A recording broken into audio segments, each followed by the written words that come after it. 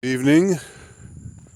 I am taking a stroll here in this on this warm southern late August evening, and I wanted to, while I'm alone with my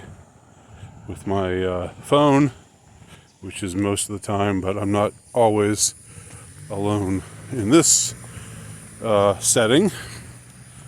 I want to share with y'all a metaphor that just occurred to me with respect to the black pill. Now, I know that every time I talk about my hatred of blackpilling or black pill perspective, or of blackpilling in general, I know that some people, namely the black pillars, get mad, or they just shake their heads and say, no, old man, you boomer, even though you're Gen X, you're still just a boomer. You don't get it. You just don't get it. But I do get it. I understand it. I know what it's all about. And I don't like it. In fact, I hate it. Okay? But I just thought of a metaphor that I hope will be illustrative, perhaps in ways that I wasn't before, concerning a black pill and its the repugnance that it has for me. The black pill is like friendly fire in wartime. You know what friendly fire is? Friendly fire is when you get shot by your own troops. When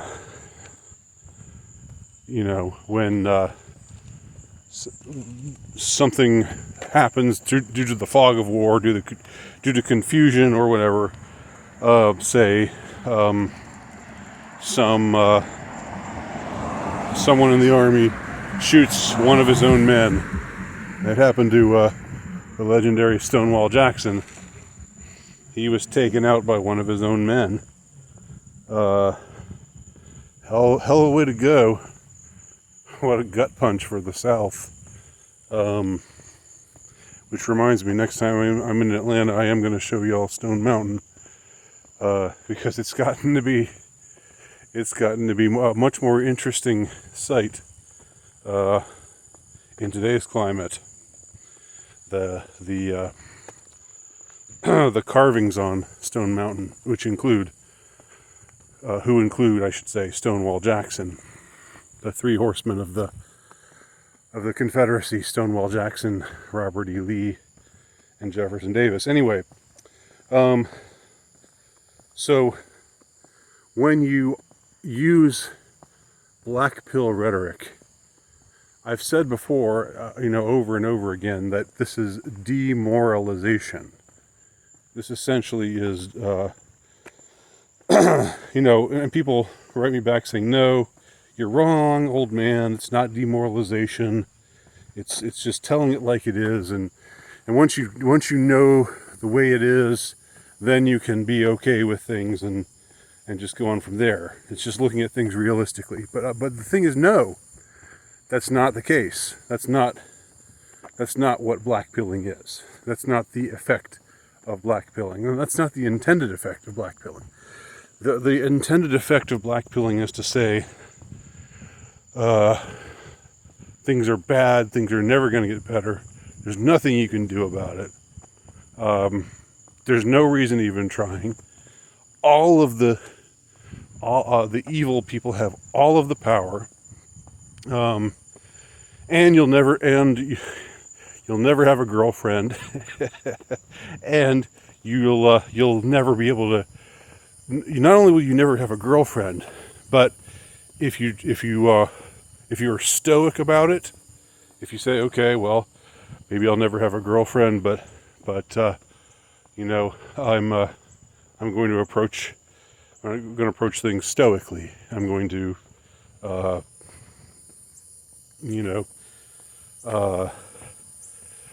I'm going to not stay in a constant state of turmoil and loneliness. I'm just going to buck up, and I'm going to just enjoy the things I do have in life. No, you can't even do that. The Blackpillers say, no, you're wrong, because that's cope. That's cope. You're just cope. You're just full of cope now. It's just cope, man. Because you're going to be miserable, no matter what. And there's nothing you can do to keep yourself from being miserable. So seethe, man.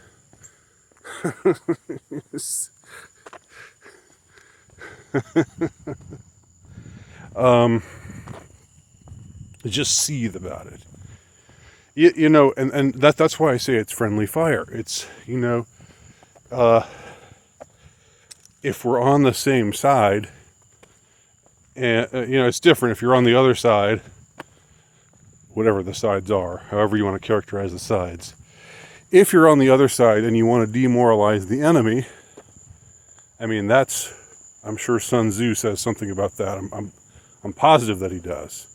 Of course you want to demoralize the enemy in a war and find successful ways to, get under the enemy's skin. That's a given. But you're fighting on the same side as other people. You ostensibly want the same things that they do. You have the same sort of vision of what a good and just society would be, as opposed to this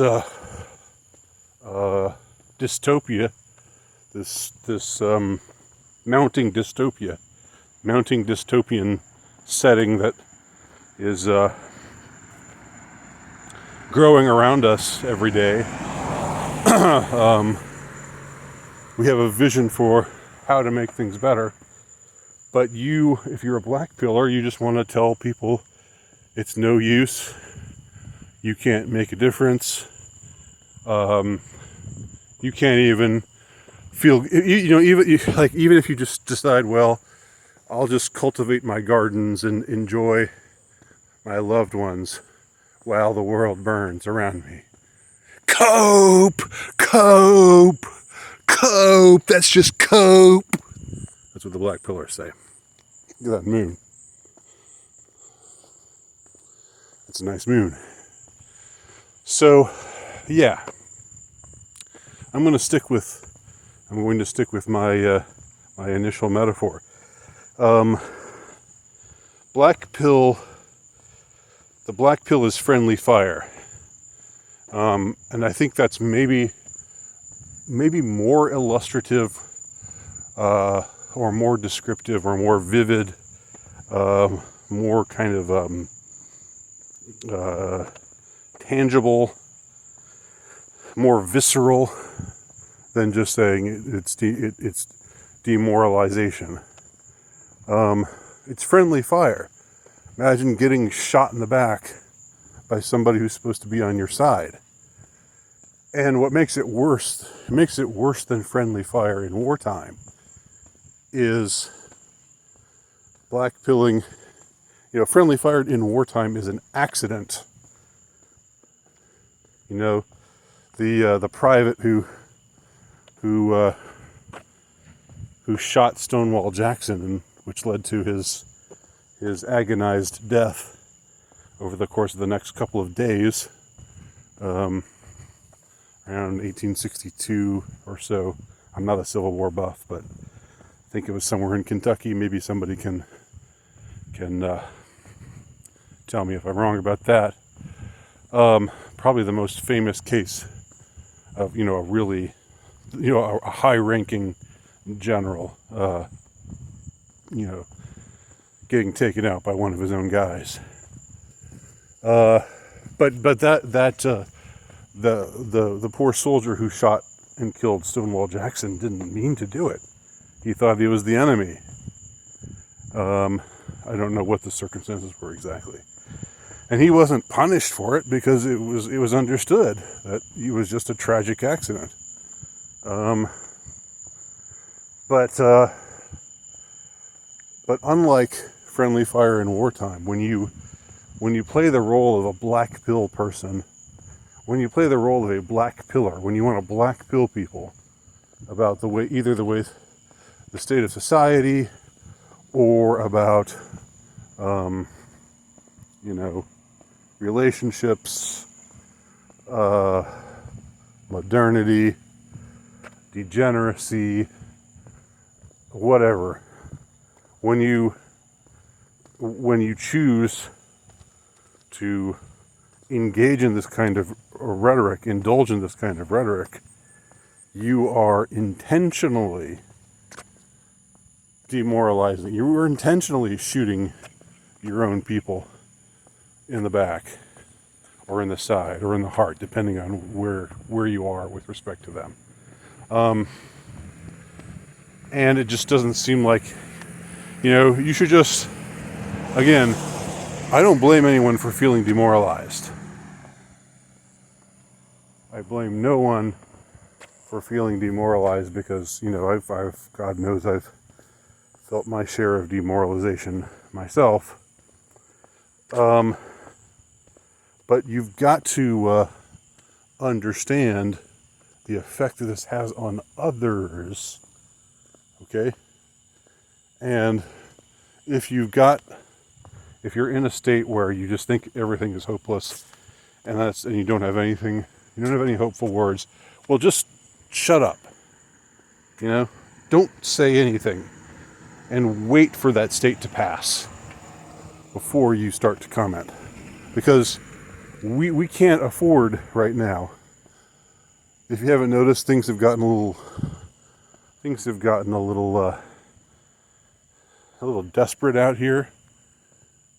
We are in if you thought 20 years ago that we were in a state of cultural decline, people maybe could have argued with you. If you thought 10 years ago that we were in a state of cultural decline, maybe that could have also been argued. But today, 2023, I don't think anybody denies that where we're at is a sucky place to be.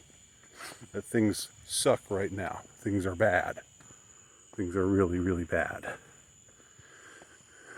And when you're in a life or death struggle, you don't need people poor mouthing the cause. You just don't need that. Constructive criticism is fine. That's fine. But you don't need people just indulging in defeatism. You don't need people actively engaging in demoralization. When you're in a war, you don't need to be shot by your own guys. That's friendly fire. And when you do it on purpose, that's treason. Treason to the cause. That's how I will conclude my thoughts.